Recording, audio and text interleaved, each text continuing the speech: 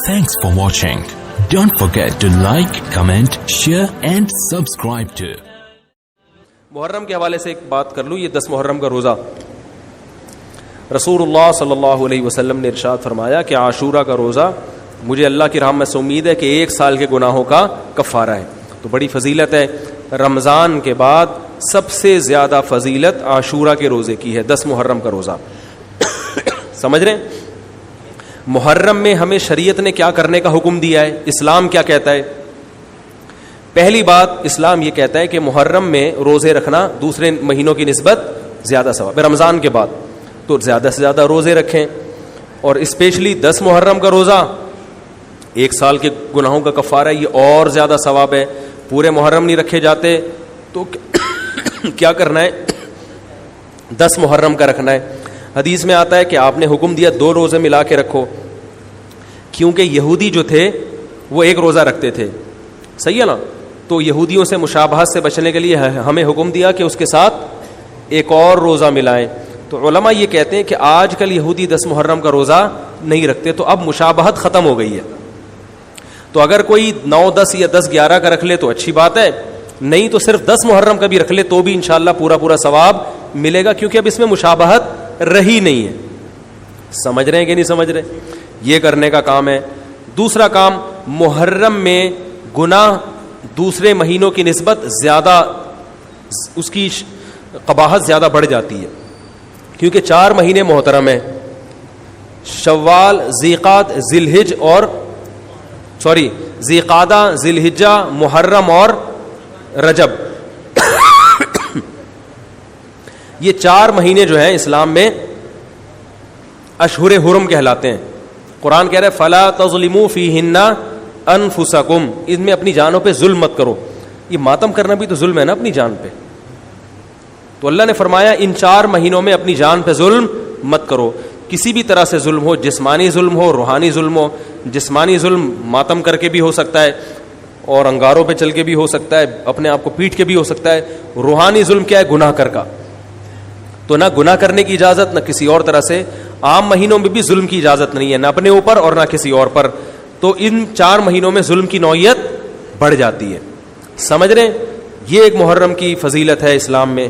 اور تیسری فضیلت جو محرم کی, جو بعض روایات سے ثابت ہے, یعنی جو فضیلت تو نہیں کہیں گے اس کو, جو محرم میں کرنے کا کام ہے, وہ بعض احادیث میں آتا ہے کہ آپ صلی اللہ علیہ وسلم نے ارشاد فرمایا کہ عاشورہ کے دن اپنے اہل و عیال پر دسترخوان کو وسعت دو, اس سے رزق میں برکت ہوتی ہے. لیکن یہ جو حدیث ہے یہ ضعیف ہے, سند کے لحاظ سے پاورفل اور مضبوط نہیں ہے. بعض علماء نے کہا کہ اس کثرت طرق کی وجہ سے حسن کے درجے کو پہنچ گئی ہے. ہمارے ہی بعض اکابر علماء کی رائے ہے, علماء جو بر صغیر کے علماء, بڑے بڑے علماء ہیں, میں نام نہیں ذکر کرتا لیکن بہت بڑی اپر لیول کے علماء ہیں, ان کی رائے یہ ہے کہ یہ ضعیف اتنی ضعیف نہیں ہے کہ بالکل ہی مسترد کر دی جائے, ٹھیک ہے نا, اور تعدد طرق کی وجہ سے درجہ حسن کو پہنچ گئی ہے. علامہ ابن تیمیہ رحمہ اللہ تعالی, جن کو سعودی عرب میں بہت فالو کیا جاتا ہے, ان کی رائے اور سلفی علماء کی رائے, جو سعودی عرب کے العثیمین, بن باز وغیرہ تھے, ان کی رائے یہ کہ یہ حدیث بالکل صحیح نہیں ہے, اور اس کی کوئی حیثیت نہیں ہے کہ دسترخوان کو وسیع کیا جائے اور عاشورہ کے دن کھانا کھلایا جائے. سمجھ رہے کہ نہیں سمجھ رہے؟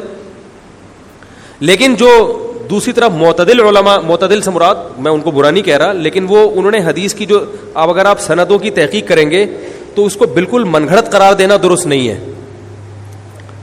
اگر سندوں کی تحقیق کریں گے تو ایسا معلوم ہوتا ہے کہ علامہ ابن تیمیہ رحمہ اللہ تعالی, جو ہمارے لیے قابل احترام ہے, انہوں نے اس حدیث کو رد کرنے میں تھوڑا مبالغہ سے کام لیا, غلو کیا ہے. ایسا نہیں ہے کہ بالکل ہی اس کی کوئی ویلیو نہیں ہے. تو ضعیف روایتیں ہیں لیکن کثرت طرق کی وجہ سے درجہ حسن کو پہنچ گئی ہیں. سمجھ رہے کہ نہیں سمجھ رہے؟ اس وجہ سے بعض علماء کی رائے, بلکہ جمہور کی رائے یہی ہے کہ محرم میں اگر کوئی اپنے بچوں کو جمع کر کے اچھا کھانا کھلا دیتا ہے 10 محرم کو, اور یہ حلیم شاید یہیں سے نکلا ہے, میں شاید یہیں سے نکلا ہے کہ یوں وہ اچھا کھانا ہو جائے گا, تو وہ کہتے ہیں کوئی حرج نہیں ہے. لیکن ایک بات جو دوسرے علماء کہتے ہیں جو میری بھی سمجھ میں آتا ہے, بلکہ میں نے پہلے کہیں پڑھا تو نہیں, میرا دماغ اس طرف گیا, لیکن اس کی تائید میں علماء کے فتاوی مل گئے. دیکھو اگر کوئی حدیث ضعیف ہو یا حسن ہو تو صرف حسن ہونا کافی نہیں ہے, یہ دیکھا جائے گا کہ یہ دوسری صحیح حدیثوں سے ٹکرا تو نہیں رہی ہے. یہ بھی ایک فقہ کا اصول ہے کہ اگر ایک کمزور چیز ہے لیکن وہ طاقتور دلیل سے ٹکرا رہی ہے تو پھر اس کمزور چیز کو بالکل رد کیا جائے گا. تو عاشورہ کے دن روزہ رکھنے کا حکم ہے, یہ بالکل بخاری مسلم کی صحیح حدیث سے ثابت ہے.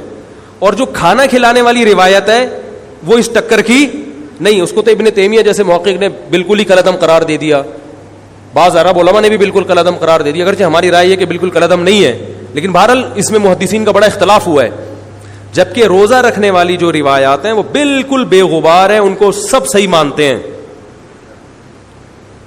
تو کھانا کھلانا اور روزہ جمع بولو بھائی نہیں ہو سکتا, اس لیے کہ اگر وہ روزے کا دن ہے تو کھانے کا دن نہیں ہے, کھانے کا دن ہے تو روزے کا نہیں.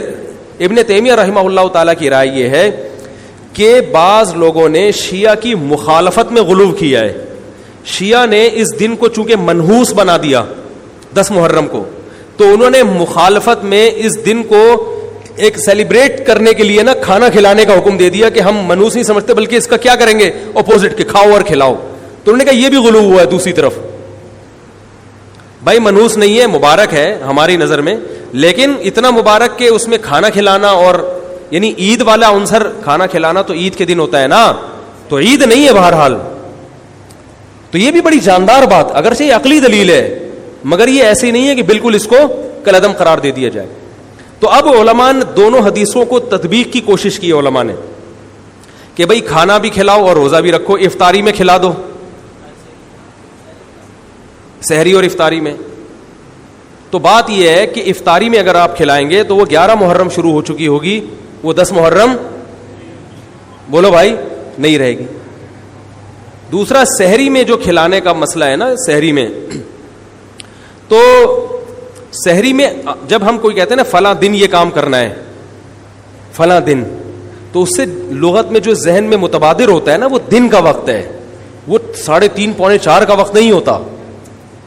یہی وجہ ہے کہ جو لوگ اس حدیث پر عمل کرتے ہیں عاشورہ والی, وہ دن میں کھانا کھلاتے ہیں, دوپہر کے ٹائم لنچ کرتے ہیں. وہ افطاری میں تو ویسے ہی دسترخوان وسیع ہوتا ہے بھوک کی وجہ سے. ارے بابا وہ تو ویسے ہی بچوں کو جب روزہ رکھا ہوا ہے تو اچھا کھلاؤ, سحری اچھی کراؤ, اور افطاری وہ تو ویسے ہی بھوک کی وجہ سے, رمضان میں دیکھو نا کیسے کھلے دسترخوان ہوتے ہیں.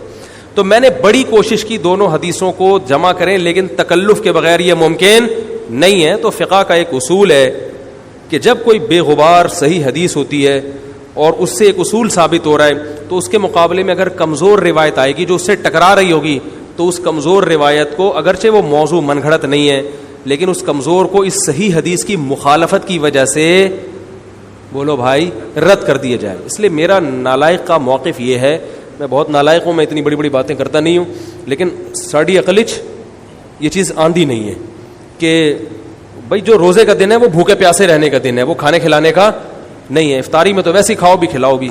تو اور اس کا نقصان یہ بھی ہوتا ہے کہ لوگوں نے اس کھانا کھلانے کے چکر میں روزے چھوڑ دیے ہیں. سمجھ رہے ہیں, جب حلیم پکے گا تو کون روزہ رکھے گا بھائی, ساری رات گھوٹا لگے گا حلیم کا کہ کل دسترخوان وسیع کرنا ہے, تو پھر روزہ گیا, وہ تو تیل لینے گیا, روزہ کون رکھے گا روزہ. تو وہ حدیث صحیح حدیث کی بالکل اس میں ٹائٹ قسم کی مخالفت ہو رہی ہے, ٹھیک ہے نا. تو نالائق کی رائے, پھر بھی اگر کوئی دوسرے علماء کی رائے کو فالو کرتا ہے تو وہ کھائے بھی کھلائے بھی.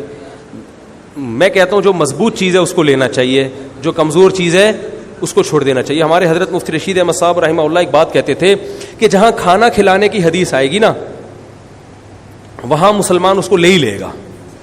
کھانے پینے کی جہاں بات آئے گی مسلمان کیا کرتا ہے, وہ کہتا ہے بھائی یہ صحیح ہے, یہ بالکل صحیح حدیث ہے, ٹھیک ہے نا. وہ کیا کرتا ہے, جن علماء کی تحقیق ہے وہ تو تحقیق سے کہہ رہے ہیں, لیکن عام پبلک کی عادت یہ ہوتی ہے کہ فتویٰ بھی اسی کا فالو کریں گے جہاں کھلانے کا تذکرہ آ رہا ہو. تو اب ہمارے کہتے ہیں جہاں کھانا کھلانے کی بات آئی مسلمان کہتا ہے بس یہ بالکل صحیح بخاری کی طرز پر, یہ بخاری کی شرط پر یہ حدیث. تو بھائی بھوکا رہنا عبادت ہے, بھوکا رہنا سنت ہے. بچوں کو تو ویسے ہی کھلاؤ عاشورہ ہو یا نہیں ہو, اور سحری افطاری کرا دو, اچھی سی روزہ رکھواؤ. اور جو بالکل چھوٹے بچے ہیں وہ تو ویسے ہی کھاتے رہیں. تو اس لیے, اور پھر اس کا نقصان کیا ہو رہا ہے, حلیم کے گھوٹے لگ رہے ہیں پوری پوری رات بیٹھ کے, اس کے الگ نقصانات ہیں, سبیلیں لگ رہی ہیں. حضرت حسین رضی اللہ تعالیٰ عنہ تو کربلا میں شدید گرمی میں بھوکے اور پیاسے اپنی جان دیتے ہیں, اور یہاں ہم کیا کر رہے ہیں, کھانا کھا رہے ہیں, دیگیں پکا رہے ہیں, شربت پی رہے ہیں. تو یہ بات عقل میں آنے والی نہیں ہے. تو عاشورہ کے دن کی مناسبت سے روزہ ہی ہے, وہ روزہ رکھنے کا دن ہے. اللہ تعالیٰ